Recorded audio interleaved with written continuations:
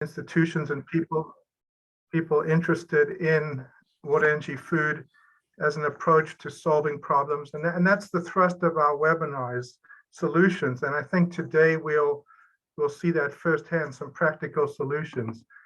The other sponsors we have are Stockholm Environmental Institute, the Water Energy for Food group, which is a multilateral international group, and also the GIZ Nexus Platforms Dialogue are co-sponsors of this group.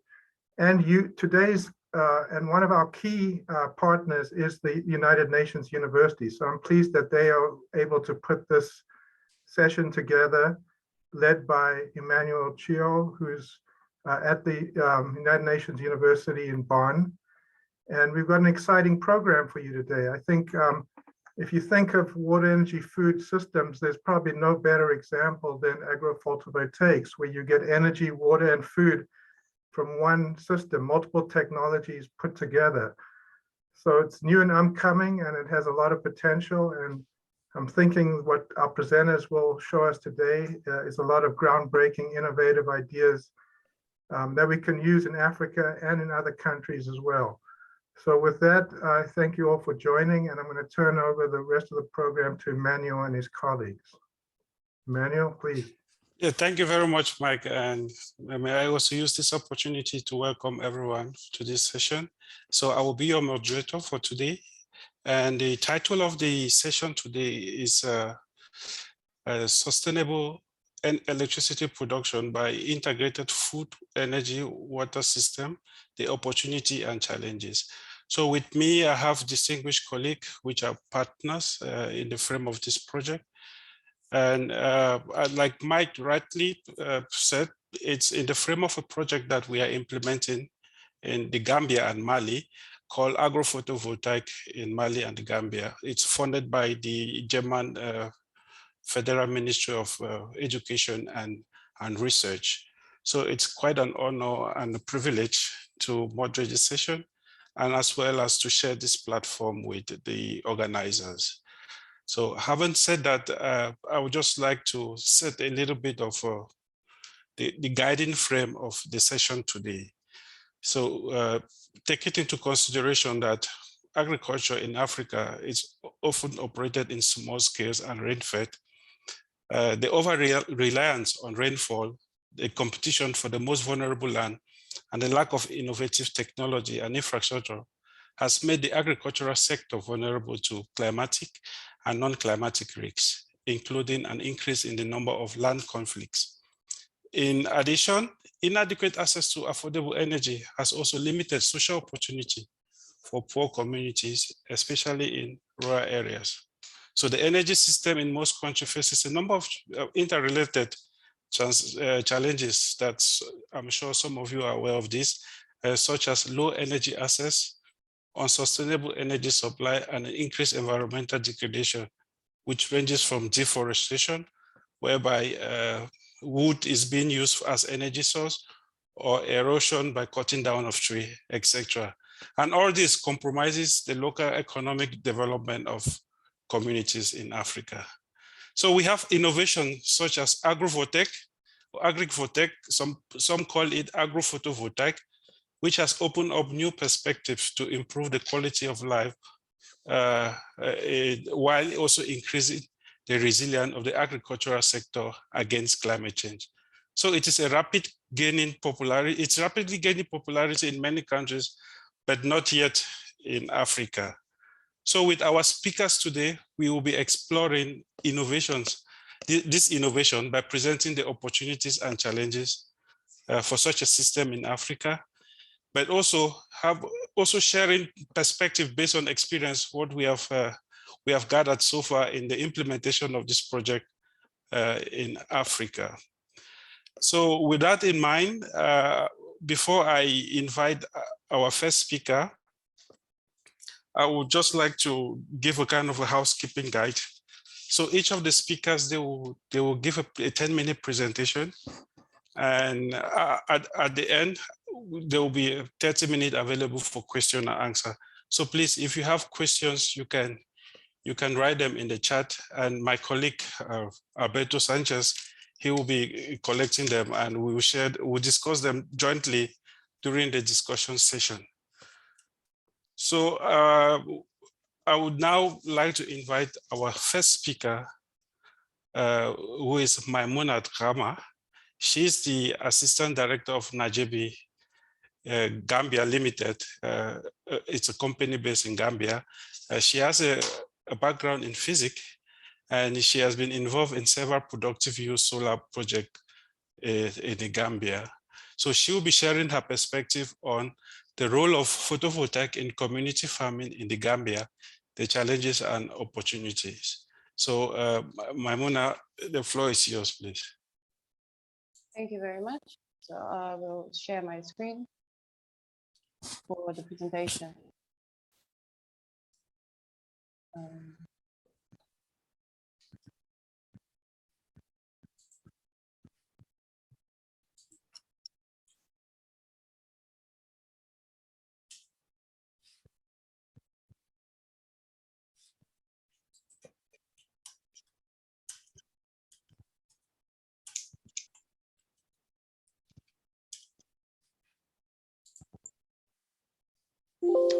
Okay, good morning to everybody. Good afternoon. My name is Maimuna Drame from Najebi Gambia. And Najebi Gambia is one of the partners for the APV MAGA project. And our presentation today would be on the role of PV in community farming in the Gambia, the challenges and the opportunities. Just to start you off, we'll start a bit of a background from the start of selection of sites that would be for the implementation for the APV MAGA project. From the map here, you can see several locations. These were from the initial sites that were identified by the Gambian partners, including FAO, NARI, and Najebi, and the University of Gambia for the implementation of the project. So out of this is 52 sites that were first identified as potential sites for the project. And from there, a pre-assessment was done over the phone because of coronavirus, and also to limit the number of sites, because we have 4 sites that need to be selected at the end of it. So from there, these sites across from the 5 regions were the ones that are visited physically on the ground to get information with regards to your operation and also the suitability towards the implementation of the project.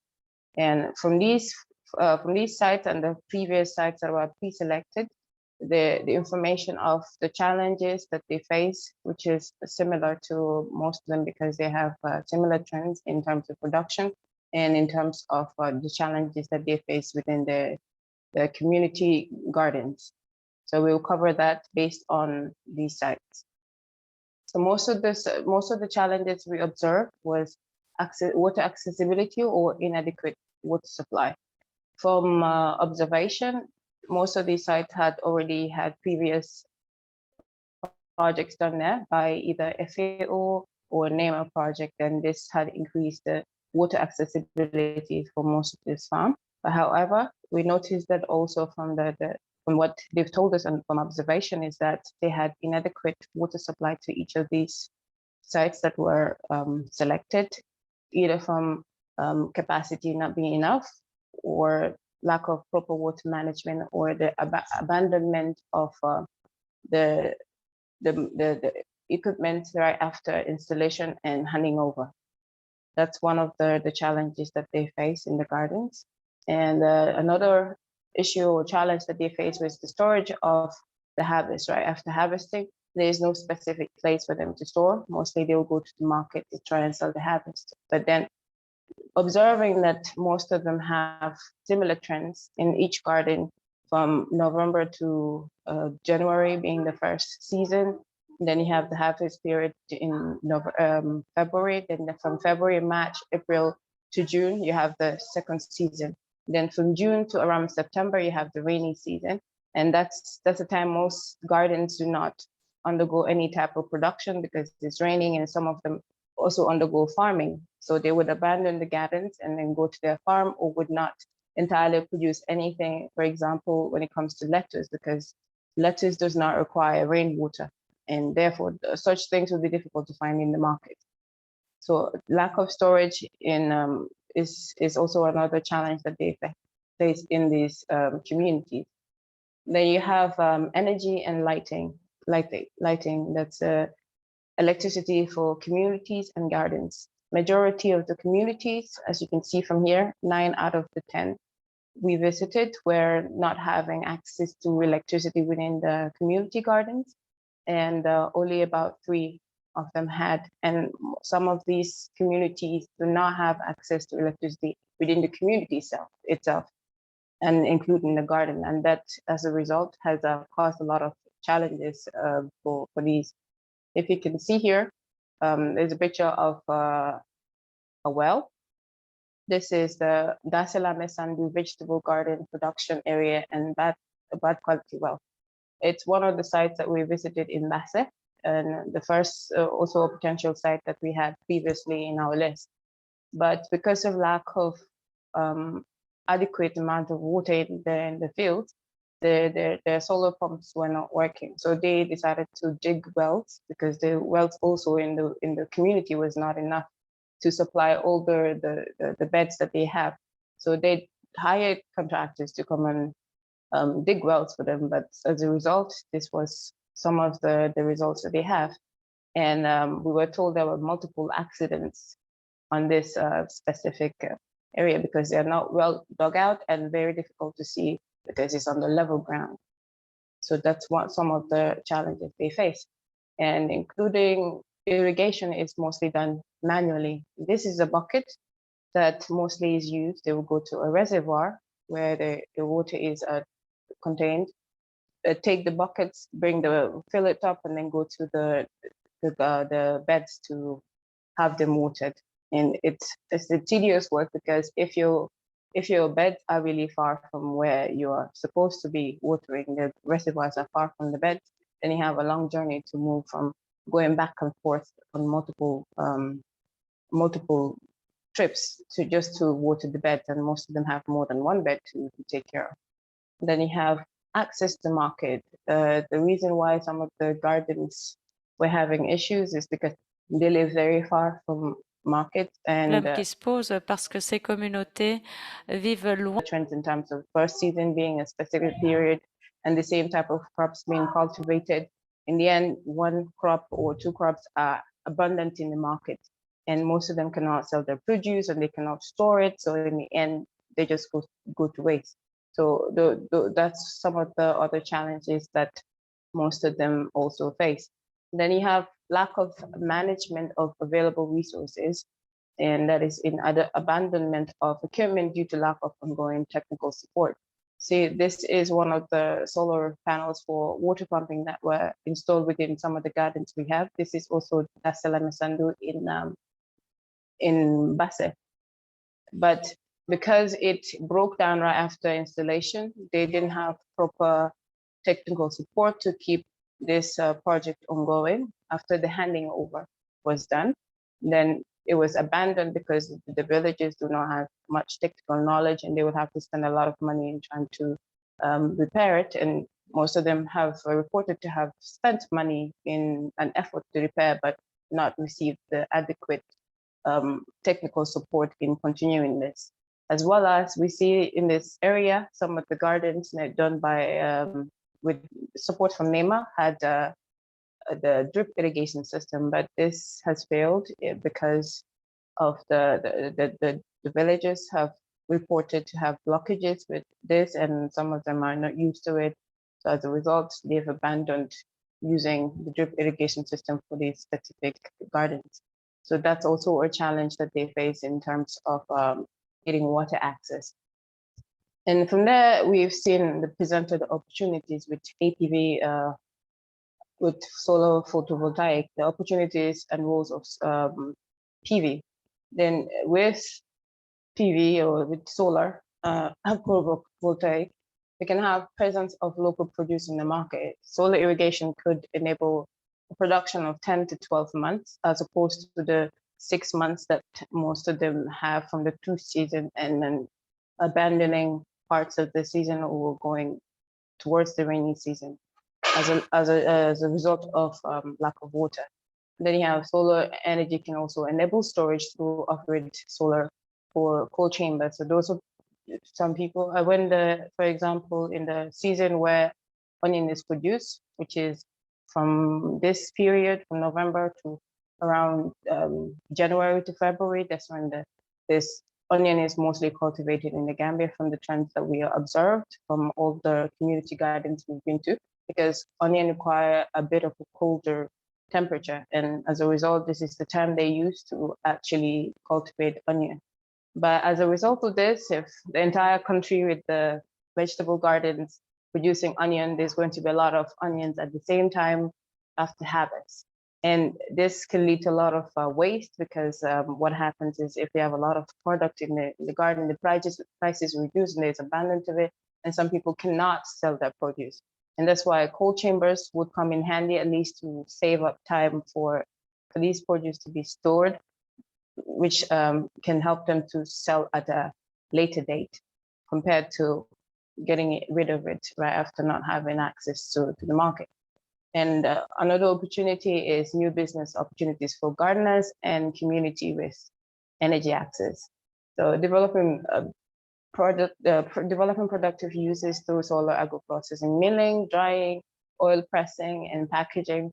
So the produce that they have within the gardens, if they cannot sell it, they can, with presence of electricity, they may be able to process this and keep it for a later date and adding value to your production. And selling of ice blocks in hot regions throughout the country with solar freezers. If you've observed from the gardens that we mapped out across, they're in regions that don't have access to electricity in some cases, and having access to ice blocks or ice is a challenge, especially because most of the areas are really hot. So that it's actually a good business. People may transport ice from one region where there's electricity just to go and sell into another village because they don't have access to electricity. So that's a business opportunity for the community within itself when they have access to electricity. So you have developing poultry meat and egg production. From most of the sites, about 3 of the sites we visited all had poultry farms, a poultry garden, but the challenge with that, most of them have failed because they cannot maintain feeding the poultry right after the time that they were supposed to be selling it. And as a result, they lose profit because they would feed it the feeds that they would have to be feeding another batch with. But because they didn't sell the poultry, then it becomes a challenge, and they get to they will have to either not sell the poultry, so they'll lose profit in the end. And another opportunity is improved communication. With access to internet, they can have access to better connectivity through internet, also better communication in terms of access to market, as well as getting online technical support from the project, as well as any technical partner. And also an opportunity is continuous technical support from the project partners. And overall, we can see the role of the PV presented and its present opportunities from increase of water availability to water pumping. We have increased harvest and crop yield. We can have increased cultivation. We can have garden or farm expansion and space usage. Most of them do not use the whole range of the garden that they have because it belongs to the community, and there's opportunities of expanding when they all agree to it or speak to their community leader. But because they don't have enough water most of the time, it's the same region or within the same big space, they use only a limited space because they don't have enough water to cultivate the rest of the land. Then we have improved working condition and health. With access to water, they can have improved working conditions as well as good sanitation, and that can improve their livelihood and improve environmental impacts. With the rainy season, if we observed in the Gambia, the time span has reduced and also shifted a little bit. And as a result, water may not be as available to the gardeners as it would normally be. And in increase in energy accessibility to photovoltaic, what Another access could be processing opportunities, as mentioned before, for crops or vegetables that have not been being able to sell in the market, but thereby adding value and also increasing their shelf life by processing and storage of harvest for a longer period through cold storage. New service opportunities with energy accessibility, where they can sell their poultry maybe in a frozen form, and also in terms of egg production as well, and lessen post-harvest waste due to lack of storage or energy processing. They can keep their produce for longer after they can't sell it to the market. And improve communication, access to market, and training, as well as fair price for production after storage, because during the time of production, many people are producing the same thing, and if they go to the market, the prices come very low. As a result, the farmers don't really make a lot of money from their production as a result of abundant production of the same type of crop. So that's some of the challenges and opportunities that this project or agrophotovoltaic presents for these gardeners in the Gambia. Thank you. Thank you very much, Maimuna, for this insight and for sharing your experience. I think in summary, what I learned from your presentation is that there's a technical capability of the local communities. It's missing in terms of repairing some of the broken down facilities, and also with water, they cannot expand the agricultural activity. The lack of water, they cannot expand the agricultural activity. But interestingly, also, the challenges that you have listed, these are common things that we know, and but unfortunately, they still continue to happen. Maybe it's time to be innovative and try other approaches. So having said that, I think I will invite the second presenter to share a little bit the perspective, how to share the perspective of how agrophotovoltaic or agrivoltaic is addressing some of these challenges, or especially in the case of the APV Maga project. So Maimuna, maybe you stop sharing your screen so that Brandon can upload his presentation. Okay. Okay, I'll stop sharing. Sorry. In terms of question, please write your questions in the chat box, and after all the presenters, we will address each of the questions. So please, if you have any questions, just write it down in the chat box, and we will answer them at the end of all the presentations. And also, just to note that the session is being recorded. So our next presenter is Brandon Bingwa from the Fraunhofer Institution. He's a project manager, and he has a background in renewable energy. So I think, yeah, maybe I just hand over the floor to you to do your presentation. Okay, thank you, Emmanuel, and thank you everyone for joining today. As Emmanuel mentioned, my name is Brandon Bingwa from the Fraunhofer Institute for Solar Energy Systems, ISA, and I'll be presenting an agrivoltaics overview and linking it to the challenges and opportunities that we've identified through our research and our experience. I think a lot of people are familiar with the agrivoltaic concept of co-developing the same area of land for agrivoltaic power and agriculture. And it offers a way to expand large-scale agrivoltaic systems in an open space while keeping agricultural land usable as a resource for food production. As we know, solar energy will be one of the main pillars to increase the energy supply in the long term. And as such, fertile land must be preserved for agriculture whilst we go through this energy transition. What's often overlooked is that, and maybe not mentioned as a concept, is that agrivoltaics offers an opportunity for farmers to diversify the income, and that itself is also a contribution to maintaining agricultural activity. So the farmer is incentivized to continue farming activity with security of a second source of income rather than abandoning farming practices. Just a brief overview of the agrivoltaic approach and how it has transitioned over time. So initially, the thought was overhead structures, fixed systems over agricultural land, and that has transitioned to more fixed and track systems, but also ground-mounted systems with interspacing and vertical structures that allow continued agricultural activity between the module rows. So all these concepts, and including things like PV greenhouses, aquaponics, where PV modules are placed over fish farms, now fall into the category of dual land use systems.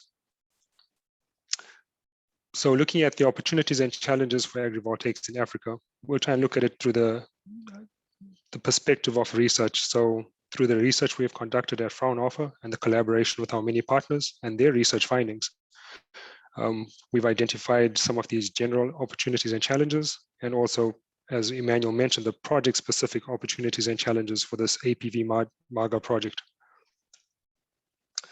And to understand these opportunities and that are presented and the challenges faced in the development of agrivoltaics in Africa, and specifically in the project, we have to look at just a brief overview of some of the research topics and research findings, and what exactly agrivoltaics and how exactly it contributes to these increases in farming systems through multiple land use systems.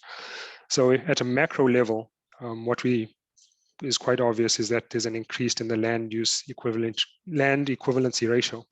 So for example, 1 hectare of land committed only to crops produces 100% crops, but one hectare of land, that same hectare, if it's committed to ground-mounted solar photovoltaics,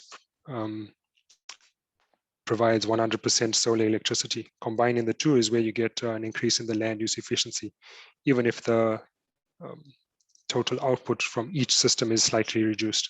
But as a combined total, the efficiency is increased. At a micro level, we know that there are positive effects from the shading of the photovoltaic modules on the microclimate below. So that's for the soil and the air, in which is the reduced temperatures, preserved soil moisture and air moisture, and that benefits the crops by lower leaf temperatures, less transpiration, and also physical protection to the crops from the PV modules. The PV modules themselves also benefit from having crops underneath through a reduction in the latent heat. So that potentially reduces the module temperature and results in higher efficiency. So with all these research findings and questions in mind, we can see numerous opportunities from the technological, socioeconomic, political, policy and regulatory perspective for agrivoltaic deployment in Africa.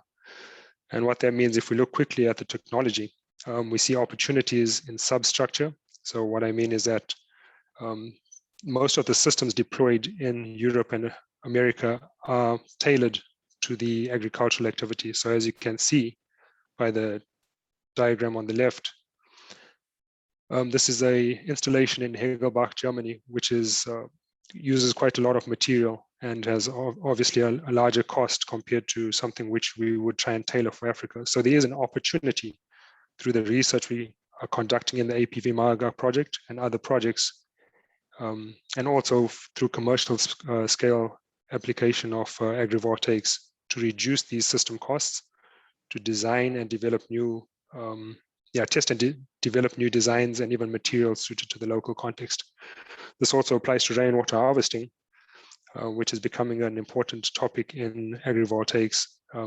That's using as much of the infrastructure as possible to contribute to the water energy food nexus. Again, the opportunity we presented in our projects is to test these concepts in very trying and testing environments where there's high variability in rainfall and really a great pressure from climate change and heat stress. So these concepts can be tested in that local condition. Moving on to PV modules and tracking technology, these can be optimized to increase light distribution to the ground below and the energy yield of the agrivoltaic systems. Once again, the opportunities that we are offered through our research is to actually apply some of these technologies. Although in the specific case of the APV MAGA project, we will focus on fixed systems and standard bifacial modules.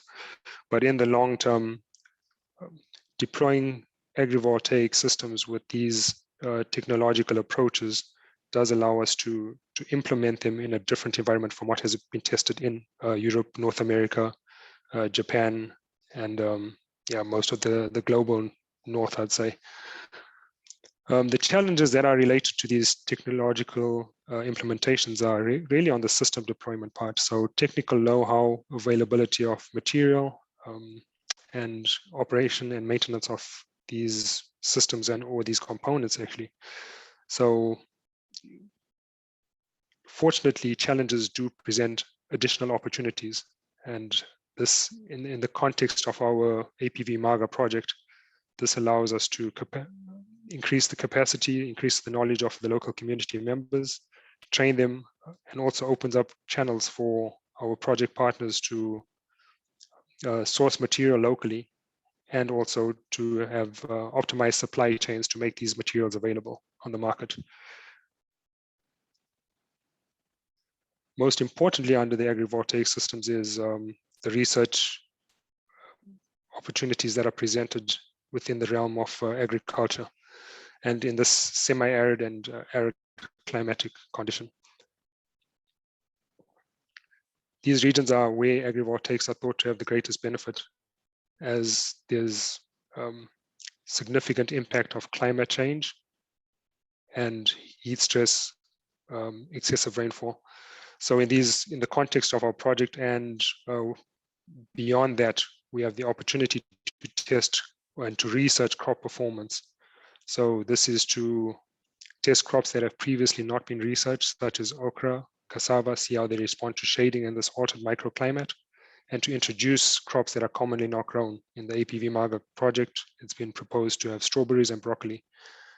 And we actually get to test and to see, actually mitigate the negative effects of this adverse weather. So as Maimuna mentioned, the growing seasons are affected by the heat and the rainfall. So we get to try and shift those growing seasons by, as you saw before, the protection of the crops.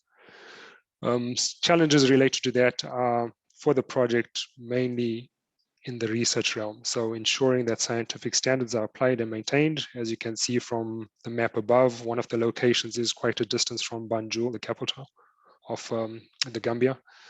And in order to get good research results, we need to try and ensure that scientific standards are maintained, which is a bit of a challenge in these locations. But we do want the project to run to be implemented in this real world conditions. So the community gardens are important in seeing how these systems work. An interesting one is allowing research to continue despite potential negative effects.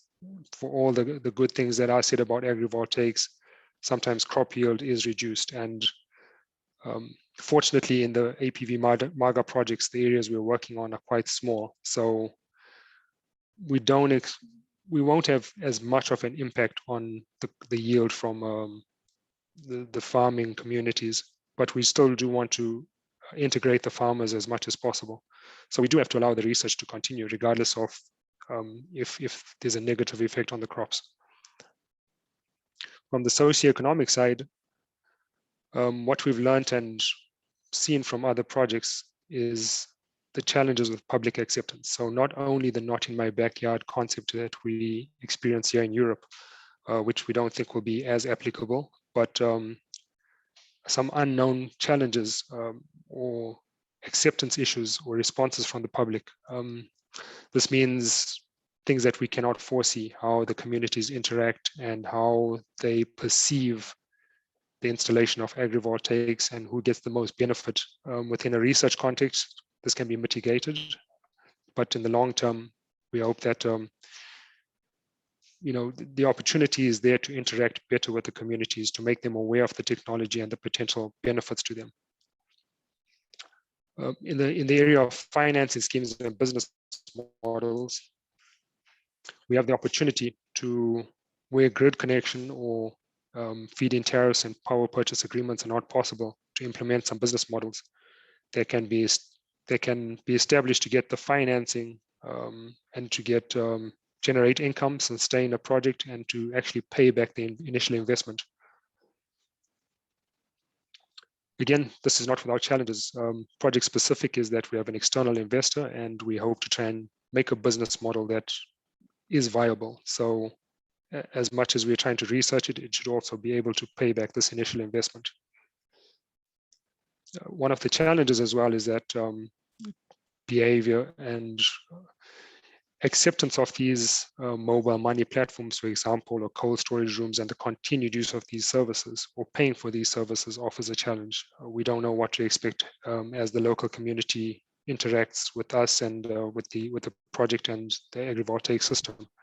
But again, as I mentioned, every challenge brings an opportunity, and this opportunity is for us to transfer knowledge and to work closely with the communities to increase the knowledge and awareness of the technology.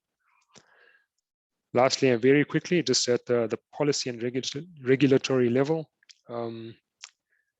through the experiences in Germany where there is no framework for geo-land use, agricultural land, and this means there's no subsidies for agriculture if the land use is changed, and no feed-in tariffs possible for agrivoltaic systems. And also the key challenge that ensuring that an agricultural system doesn't become an energy business. And through these experiences, we see the opportunity to research and contribute to the future policy and regulatory issues in both Mali and Gambia. This will allow us to hopefully contribute to establishing agrivoltaic feed-in tariffs, introduce subsidies for agriculture, although there's energy producing systems there, develop agrivoltaic design, material and construction standards, and standards to measure and maintain agricultural activity. Of course, the challenges are country specific, and with the rapidly evolving energy systems, we hope that we can keep pace with that. In closing, I know I presented quite a few opportunities and challenges, but every challenge is in itself an opportunity. And as the quote says, a problem is just a misunderstood opportunity. And this is what we're trying to target through our research, is to solve these challenges that we identify in the local context.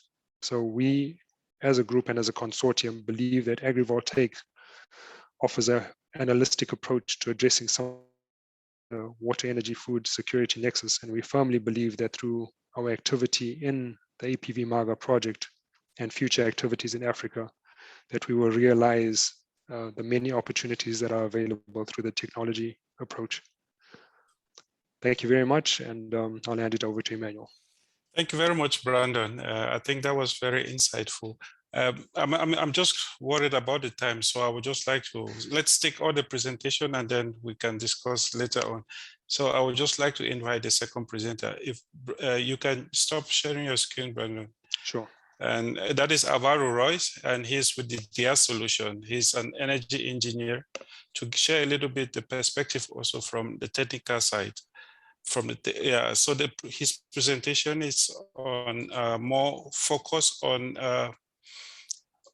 the solar photovoltaic science and engineering in Africa. So Alvaro, the floor is yours, please. Okay, thank you, Emmanuel. Thank you also for to the other two colleagues for presenting before me. Their presentations were quite extent, but quite detailed. So I'm also gonna try to keep it short, speaking only about the engineering, and I've seen also some questions already from some of the attendants. So I encourage them to keep asking, and hopefully the Q&A we can answer them. In short, so yeah, as said, I'm Alvaro Royes. I work at GIZ Solutions, consulting company, engineering consulting company based in Frankfurt, Germany. Yeah, we do have experience with working in Africa in some of the countries, Benin, Uganda, as well as Namibia. We work with different development agents, especially banks, such as KfW, and also other institutions such as GIZ. But nevertheless, getting into the topic, I would like to like cover why it's so important, the solar PV. So as you can see here in this map, I mean, the potential of overall Africa, the potential of solar energy is quite high. We're speaking about potential of solar PV. There's other solar technologies, of course, but we'll focus just on silicon, yeah, let's say photovoltaic energy, mainly silicon. We do see here some of the figures that we have potential of 1,100 kilowatts hour per kilowatt peak in places of Central Europe, especially Germany, country I'm referring to, and in Africa, most of the Northern Africa, South Africa regions, we are speaking already about almost double, so 1,900 kilowatt hour per kilowatt peak. Those are units of energy per unit of power installed, right? So that has a parallel. Why is that? That has a parallel link to the irradiance that we get in these places. The irradiance, which is quite important, is that it's not seasonal, right? So we do not have vast differences between, let's say, the different months of the year, such as we have in the northern or southern hemisphere and others, where we have more precise, more different seasons during the year. Yeah, I will not get into the science or engineering, like physical point of view from energy, photovoltaic energy, but just basically it works as a photoelectric effect. So there's let's say the energy from the photons that come with the irradiance, which excite the different electrons of the materials that are used by for the solar panels, and based on a change of band from the valence to the conductive band, the current is created, and yeah, this excitement basically going through a circuit, we have a current flowing, and yeah, there's some recombination also later on of the PN junction, so basically on the semiconductor side. But needs to be known, and we'll later, maybe it's a topic also of discussion about the efficiency of the solar cells, because there's theoretical limits to each one of these technologies. At the moment, we're speaking about between 15 and 22% of efficiency. We do have some innovations happening in the labs all around the world that are innovating and researching on different technologies as well as different materials to make it more efficient. What do we have focusing on the overall African markets? I mean, yeah, Africa is a really big continent. Different countries, they have different policies and different also resources to be using. But nevertheless, as we saw on the former slide, solar energy has a big potential. So far, since ages, it was introduced before by my colleague Emmanuel, that biomass it's being as of today still used as the main source of energy. But nevertheless, when we're speaking about electricity, also hydropower plays a huge role overall in Africa, followed by an increase, let's say, on solar, especially solar energy, as well as wind. Why? Because as we'll see later on in the slides, the prices have been decreasing over the last years, and that always gave an opportunity to deploy these technologies in markets that were not explored before. You see on the right side that each one, like the solar development, has been quite different in different areas of Africa. Maybe the leading one is South Africa. It's not simple, or it's way more complex than simplifying it with two sentences. But basically, the importance of solar deployment also is that it has the different infrastructures, surrounding infrastructure, as well as the correct implemented policies from the governments to be able to deploy on a large scale. But that's the beauty of the solar power also, that it can be deployed on a really small scale. That, for example, wind and hydro, when we're speaking about let's say, magnitudes of efficiency is not really scalable down, yeah, downscaled. So one of the driving factors also for large scale is grid availability as well as grid reliability. But we have the beauty also of solar PV that it can be deployed off grid. I've seen also a question from a colleague that was raising how to deploy some of this energy, as well as also a question here. It was regarding the price of the panels or of the systems, right? So I realized later on that I'm missing here an axis. I don't know if you can see my mouse, but nevertheless, this would be investment, capex, right? So it's euros per megawatt. That's the capacity installed. Nevertheless, in the last years, all around the world, there has been a decrease on the price, on the cost of deployment solar energy. It really differs. There's many factors that affect it, but it really differs between, like, mostly the factor is the size. So small scale solar technology is more expensive than large scale because of the economies of scale. But nevertheless, the surroundings factors, environmental and infrastructure costs, as well as the risk, really affect the overall the overall evolution of the prices. We're speaking here not about only material costs, but also like deployment of solar energy. Yeah.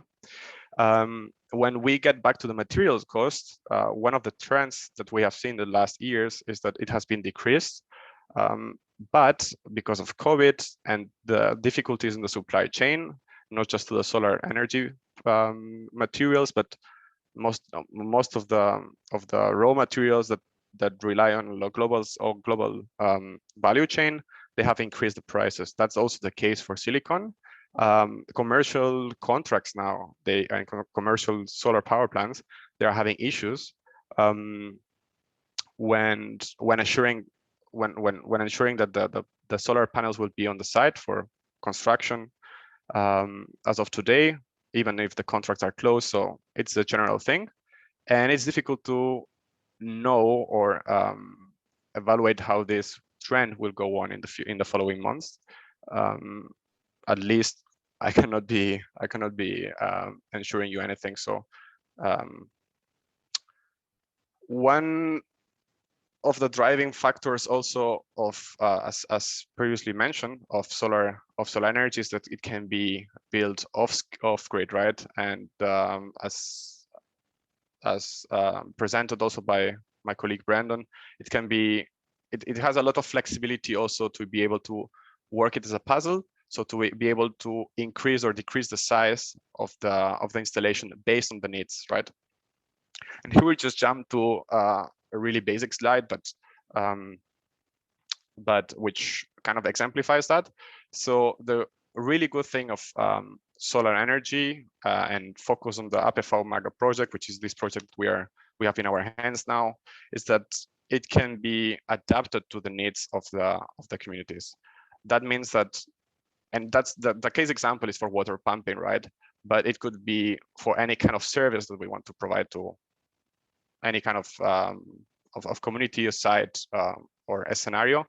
So in order to size the pump, we need to come up first with the water needs that we have, as well as to know what exactly solar PV power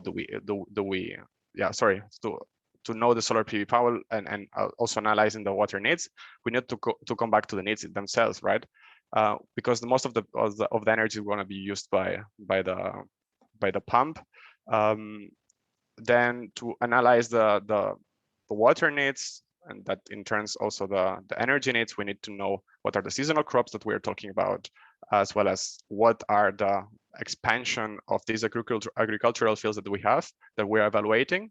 And that comes down also to the water resource. So what exactly is the water level, the capacity, as well as any kind of like quality of the water, in order to be able to exploit that well borehole sustainably.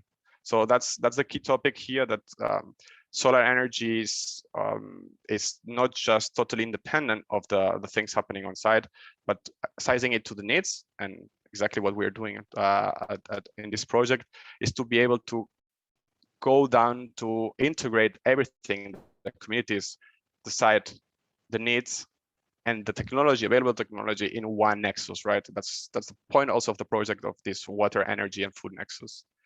So I said, I kept it quite short. I checked the time before starting.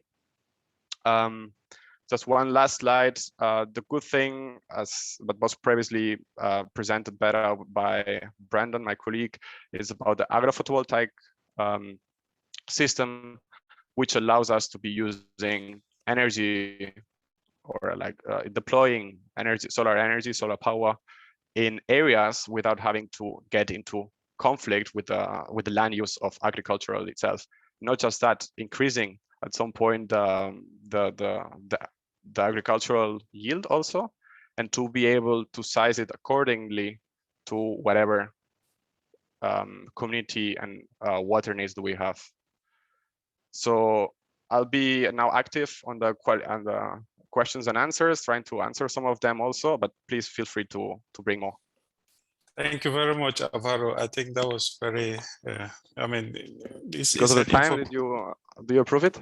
Yes, yes, okay. Because of the time I approve it. Yeah. So I will just call on our next speaker, since she will be sharing also more information with regards to the socioeconomic benefit of the agrophotovoltaic system. So our next speaker is Nora Adarhat. She's a researcher at the University of Freiburg, and her background is on business administration and economics. And her work has been focused more on institution and development economy. So she will talk on the socioeconomic opportunity and challenges of the agrophotovoltaic system in Africa. So Nora, please, you have the floor. Okay, thank you very much. Thank you also for the short introduction, and hello to everybody. I'm going to talk a bit about socioeconomic opportunities and challenges of agrivoltaics in Africa. And thereby I will present insights on opportunities first and then focus on challenges afterwards. And also while doing that, I will try to bring some opportunities and challenges that have been mentioned by some of my colleagues already from our project on a more theoretical level. So turning to the opportunities of agrivoltaics first, it can be said that we have different effects that may either occur in first, second, or third round, or materialize over the entire lifetime of the system.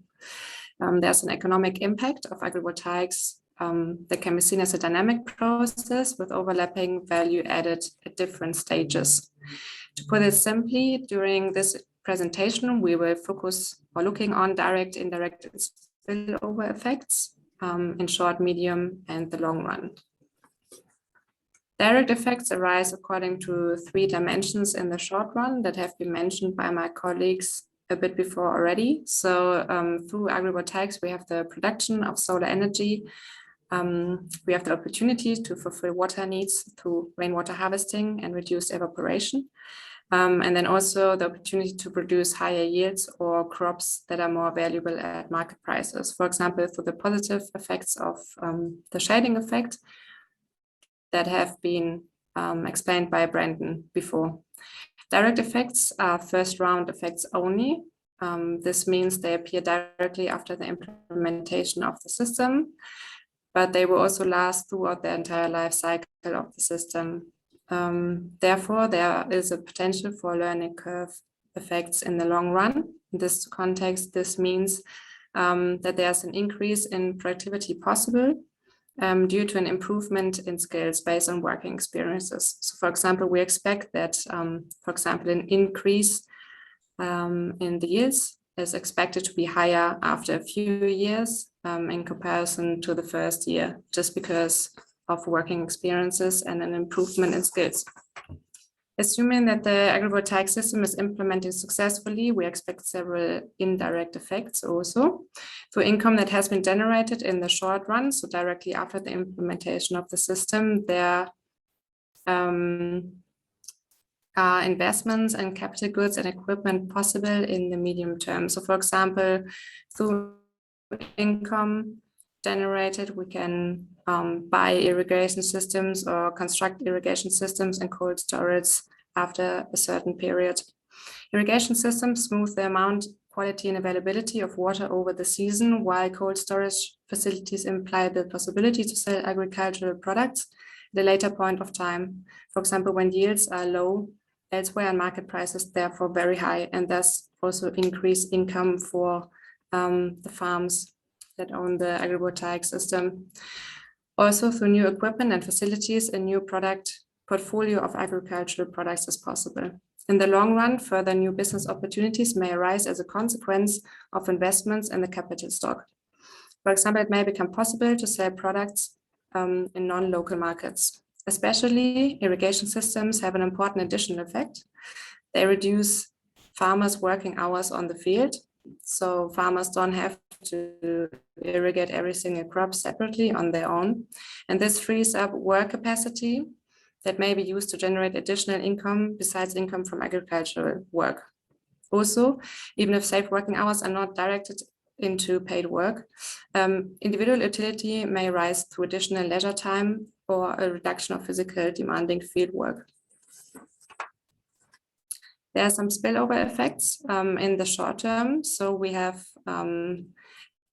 several job opportunities, for example, in the construction phase when implementing agrivoltaic systems. And then also the system itself can be seen as a sensation as the technology is built on a large area of land for the first thing, and then also relatively new to the area we are looking at.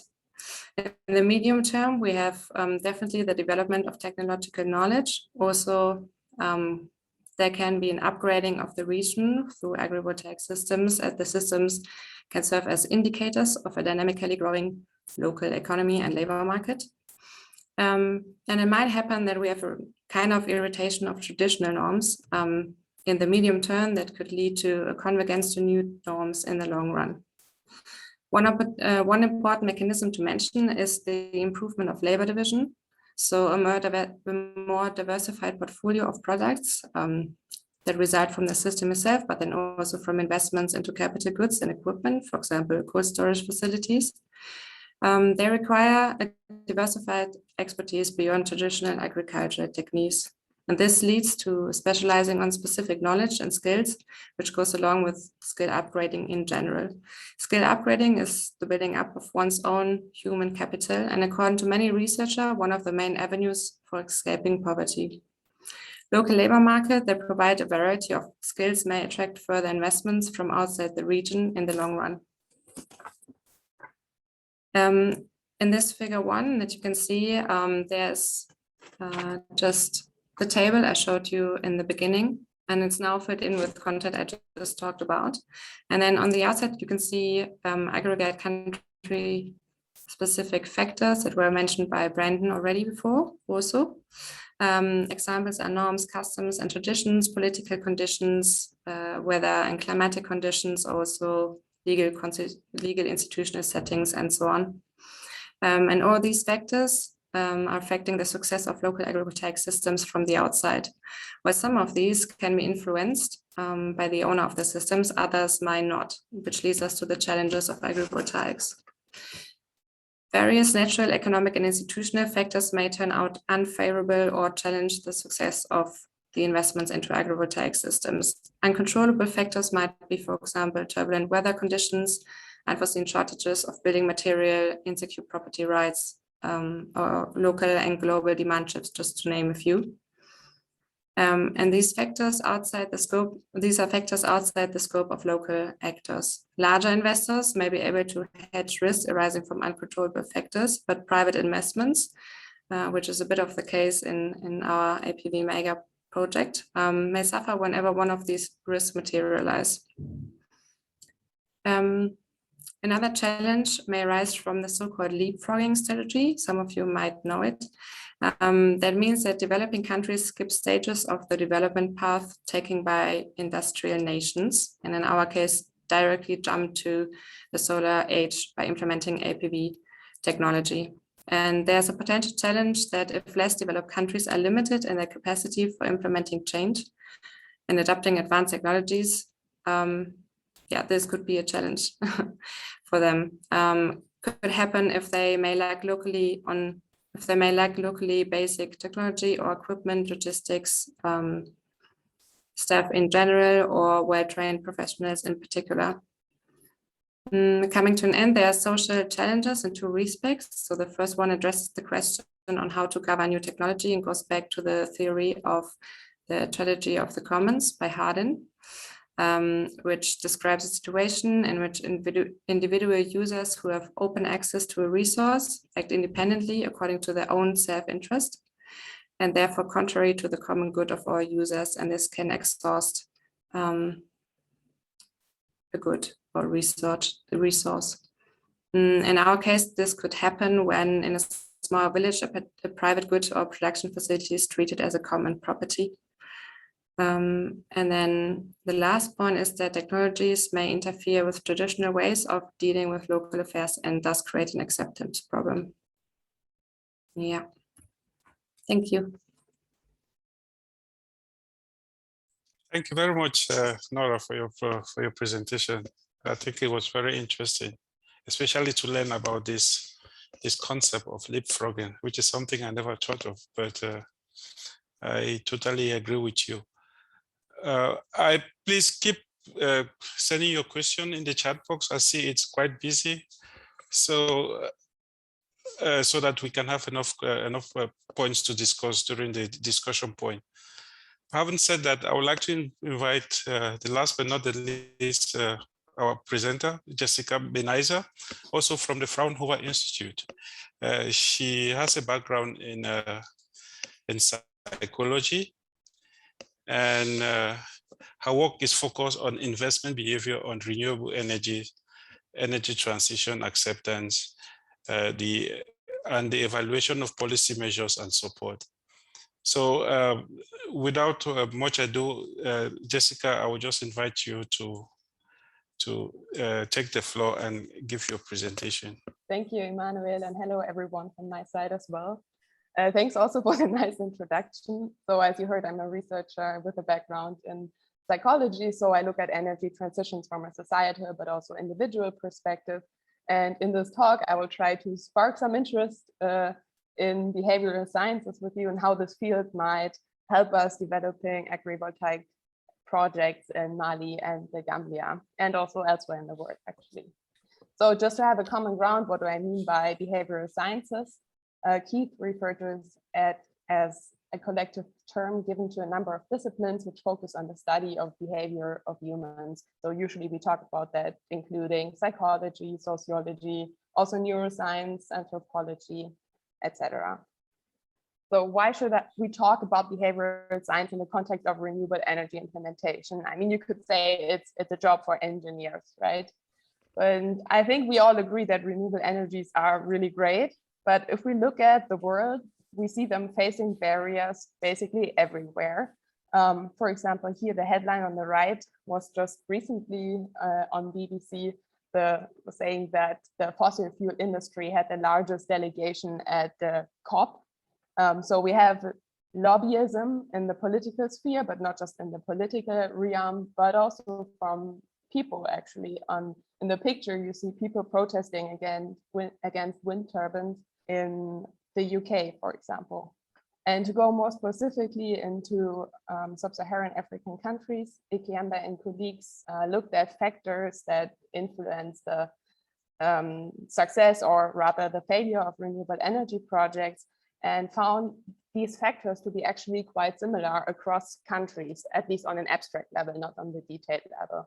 So reasons were, for example, following a political agenda, the process of awarding projects. So basically they were talking about corruption, lacking stakeholder cooperation in terms of insufficient designation of responsibility or assignment of responsibility, traceability of responsibilities, and unclear structures, poor project management for planning and implementation, lacking maintenance, and also insufficient public acceptance and inclusion of the local people and communities. So, and if we look at these factors, basically all of them involve people, right? So it's not just the technology itself why projects fail. And what we can see from that is that the success of project is really directly linked to the to human behavior. And in the behavioral sciences, we work with models and theories trying to explain behavior in a causal way. And in the realm of energy-related behavior, for example, we look at determinants of household investments into solar energy, the acceptance of large-scale renewable energy projects, appropriate use of technology, or also energy-saving behavior. What I need to say up front is that most of these published studies come from North America and European countries, so that I think needs to be considered or taken into consideration when interpreting and working with these models. But also regarding our specific project, our agrivoltaic projects in Mali and the Gambia, we really have this human dimension. For example, we have high upfront investment costs that need to be repaid by someone, by people using the technology. We need people to appropriately use the technologies, be it the solar systems, the irrigation system, but also the cold storage. We need proper maintenance and also cleaning of the solar modules, for example.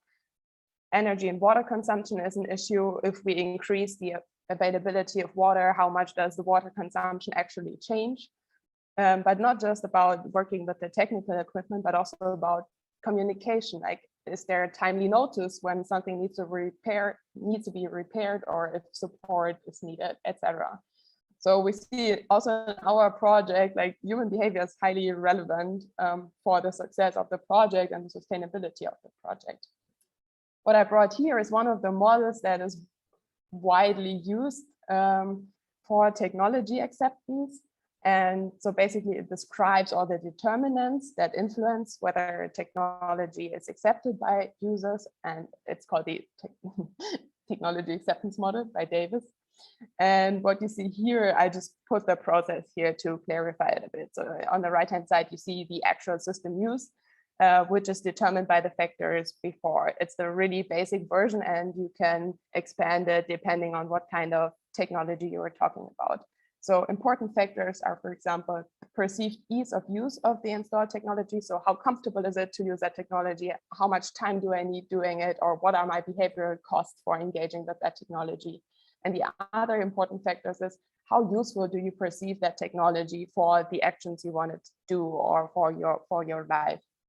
And these two determine the attitude toward using that technology, meaning like how much do you like that technology, which predicts the intention to use it and leading to actual system use. What I did now is trying to integrate more factors that we know from research are really relevant for renewable energy implementation.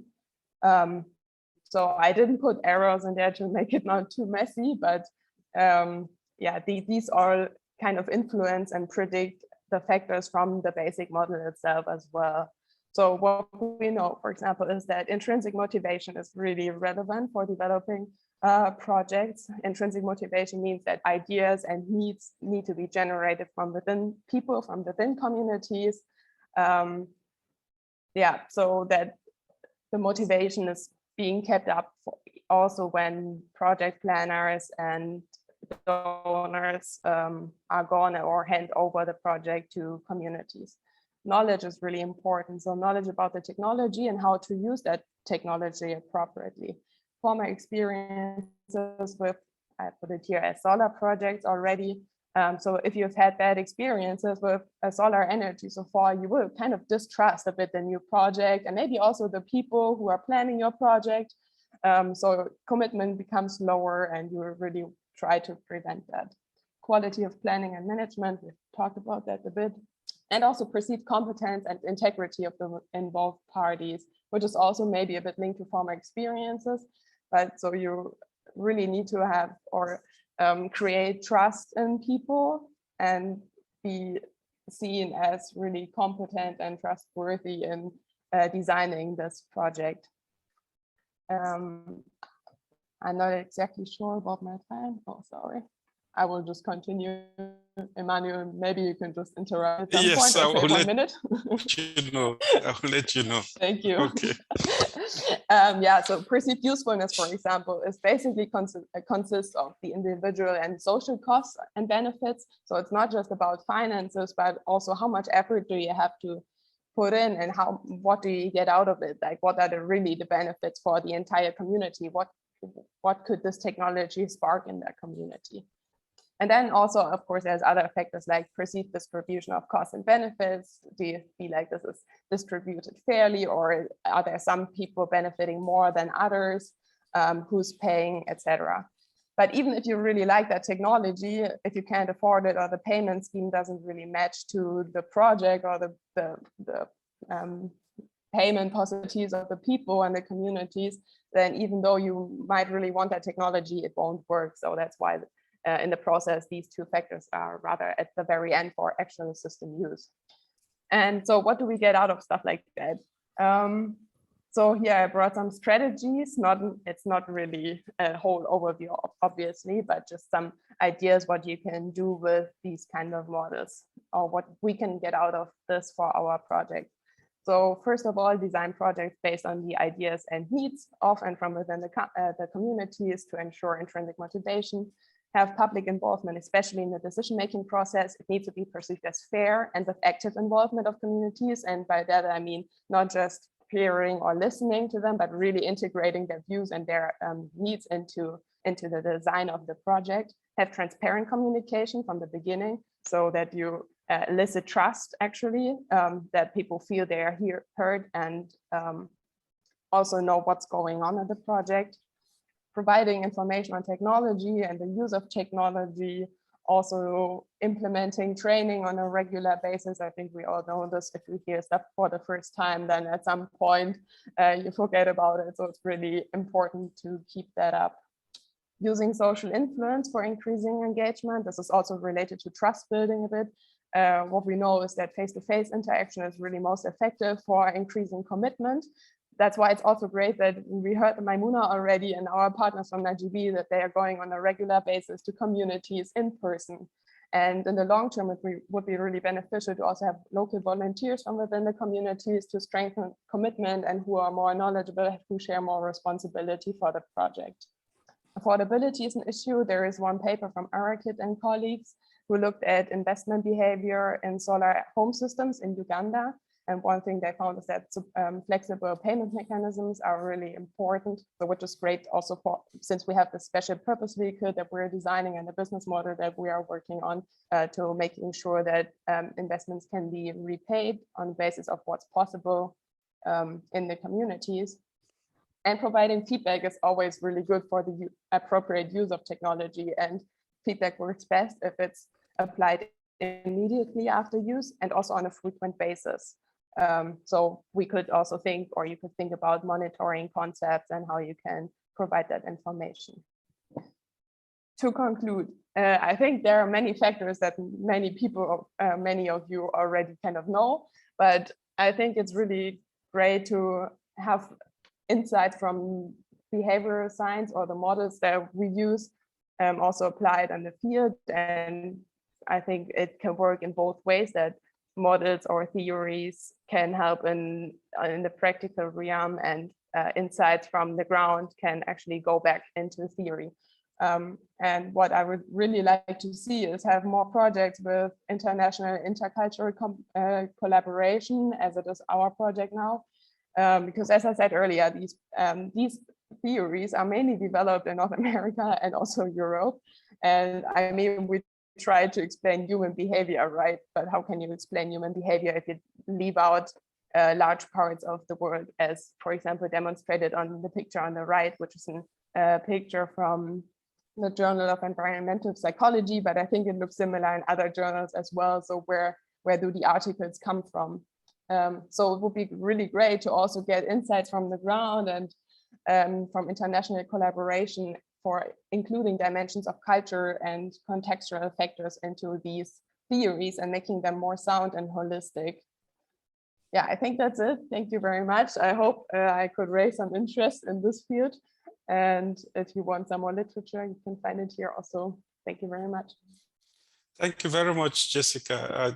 This was for me very interesting because I've never been opportune to listen to the presentation from from a psychologist, especially related to a topic that I'm working on. So this is, I think it's a very interesting perspective. And also I agree with you. I mean, taking into consideration where the literature are being developed and how they are interpreted, it's also very important. So we have come to the last presentation, and as I'm looking also at the question and answer box, I see a lot of the questions are being answered.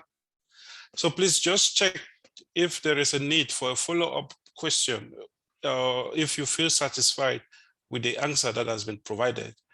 I think maybe only one question that I see which is still open, and I think it's directed to Maimuna. Maimuna, if you can just help to elaborate more on what you meant by this off-grid solar cold chamber technology, as somebody is interested to know more about it.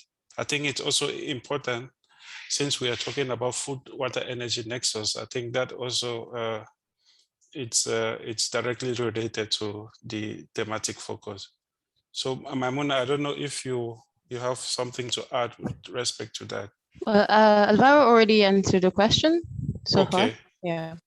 Okay, yeah, thank you. So that is great. So we still have roughly 12 minutes to go. So please, if they still question, please feel free to raise them.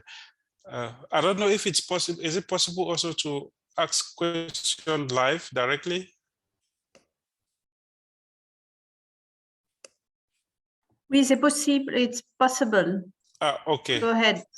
So if you have any questions that you would like to raise live, please just raise your hand and the floor will be given to you. Okay, I see there is one hand raised. I just have to check who is that. So... Yes, sir. Yes, Abbas, we unmuted. Okay. So yes, then the floor is yours. Ask your question.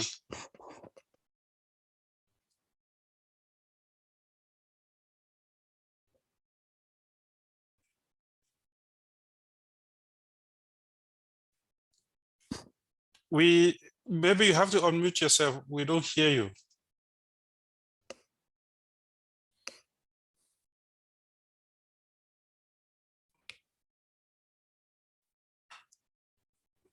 Abbas, I see you are still muted. You have to unmute yourself to ask your question.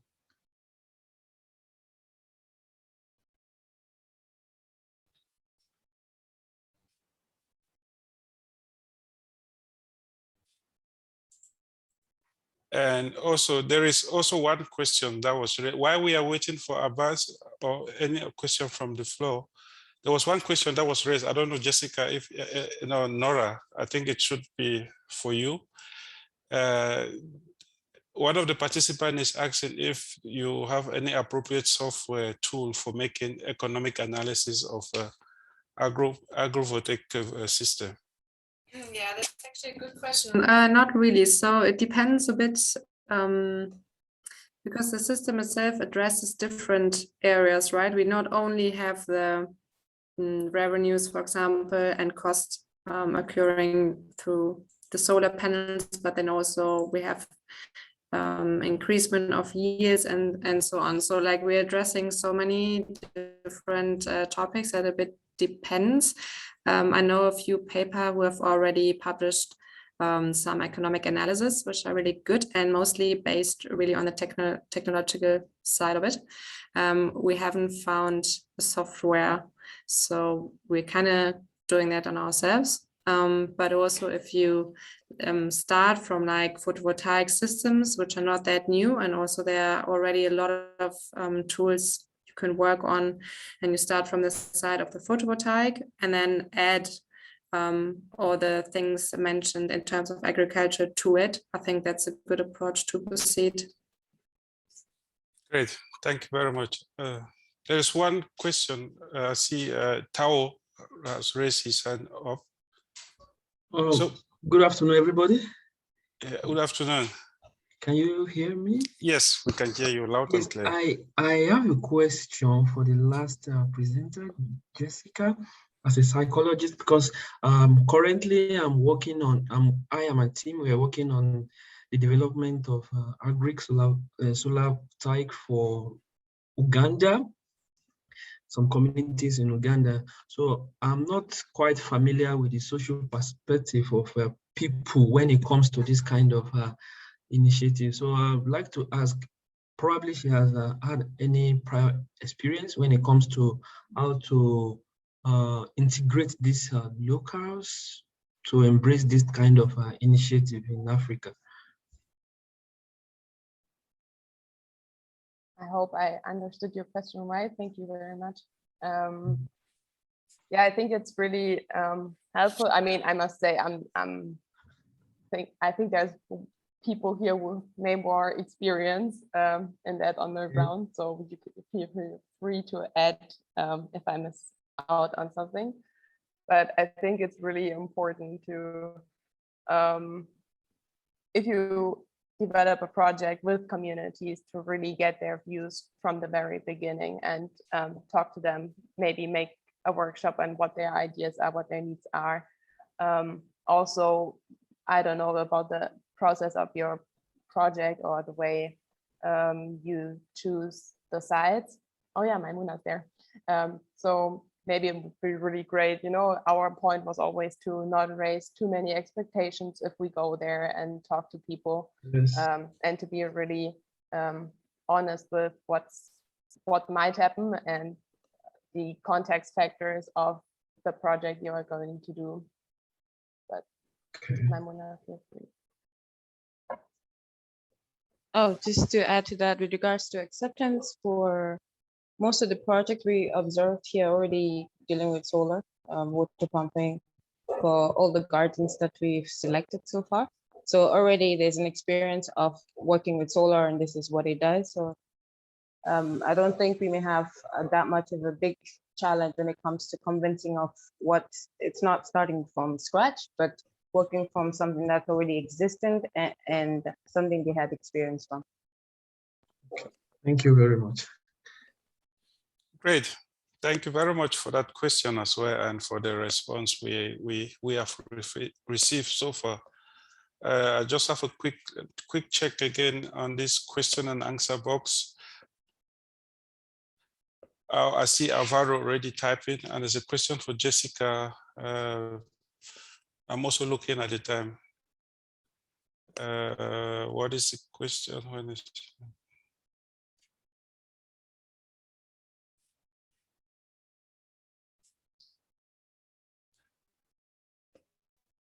there's a question for Jessica. I'm not so sure if it's clear. The question is, how do we understand individual choice, even with good knowledge of psychology in different cultural settings? When in many cases, agrophotovoltaic adoption requires access to credit, technical support, maintenance, repair, etc., which are often mediated by local power dynamics. Okay. I don't know if it's understood, Jessica, but I think it's, how do you understand individual choice for implementing agrophotovoltaic? Yeah. Yeah, thank you for your question. I think the point is that you have to consider these factors, right? So not just say, okay, we have individual choices and they're independent from the institutional environment and the political environment, but always try to integrate these views and how does this affect people's choices. And if we change the institutional environment or if we change the setting, what would it do to people's behavior? So I didn't really try saying that it's really independent. We just should look on the individual side, but this is also really or what I tried saying is that we have the power to create structures for maintenance or providing support, making people feel like they have the power, or like terms of self-efficacy, give them training on how they can fix stuff themselves, get help, or I don't know. But I also try to say that there's context factors that obviously we can only influence to some certain extent, and these are hindering factors that even though there's willingness and then there is high or positive attitudes towards technologies, these factors can always prevent projects from really working in the way we want them to work. So I'm not sure if that's the answer to your question, but I think these are important factors as well, and you can't just take the individual without the political and institutional sphere. So I would agree to that if that was your point in making, I guess. Thank you very much, Jessica. I saw Domitille, your hand was up. I don't know if you still have if that was a question or you wanted to make a comment. Yes, I raised the hand, but I mean, just a very quick. I was wondering from, I mean, you showed example of integrated models where you can add value, I mean, from the solar panel, pumping water, producing, for example, energy. So, for example, for cooling systems. So are there, I mean, in the project, have you studied this combined system and their function, I mean, their functioning?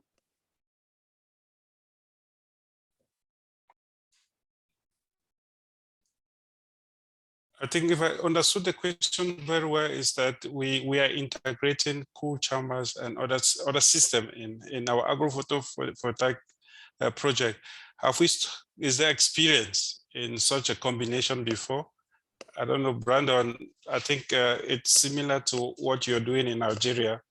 If you can just share a little bit the experience in other photovoltaic projects of combining different systems. Yeah, sure. Actually, this is a flagship project in a sense because we're combining many different elements, as you correctly mentioned. So rainwater harvesting and also the productive use of the energy from the agrivoltaic system to power these services such as transformation platforms, processing, cold rooms, integrated into this business model idea so that the community can use those services to just pay back an investment. So no, it hasn't been implemented before, just the rainwater harvesting component in Algeria. And yeah, this is really one where we are taking the initiative to actually combine as many possible benefits from the system. So it's quite open and we hope to see some positive results as we progress through the project. Thank you very much, Brandon. I think we are coming to the end of this session. I'm just looking at the time and we just have 1 minute to go.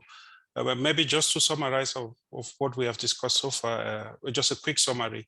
I think what we have learned from the presentation today is that there are a lot of benefits from agrophotovoltaic as well as a negative impact. But since it's still kind of a research and development project, we are happy to engage with you. I mean, as we further develop and implement this project. So please feel free to reach out to us. I think maybe one of the colleagues can just share their email in the chat so that those who want to get in contact to learn more about the project, and if there are still open questions, we are also very happy to follow up. So as it's already time, I also want to use this opportunity again to thank the organizer and for sharing their platform with us. I think it was a great opportunity to present what we are doing. And also to thank all the distinguished panelists for sharing their perspective, which was very useful. And last but not the least, also to thank all the participants for joining this session to hear from, to listen to what we have to share with you. So please feel free to reach to us, and we are very happy to share our experience as well as to get advice from you all. So thank you once more. I don't know, Motasem, if there is anything you want to add from the organizer part. No, thank you all. But also, if they have questions related to this session, they can share them through the D group, and we can forward them to the presenters on your side. Thank you. Great. Thank you very much. And I wish you all a nice day. And it was very interesting and nice to have this session with you all. So thank you and hope to see you for the next session, which will be next month. Thank you. Take care. Thank you all. Yeah, thank you. Bye. Yeah, bye-bye. Thank you. Bye.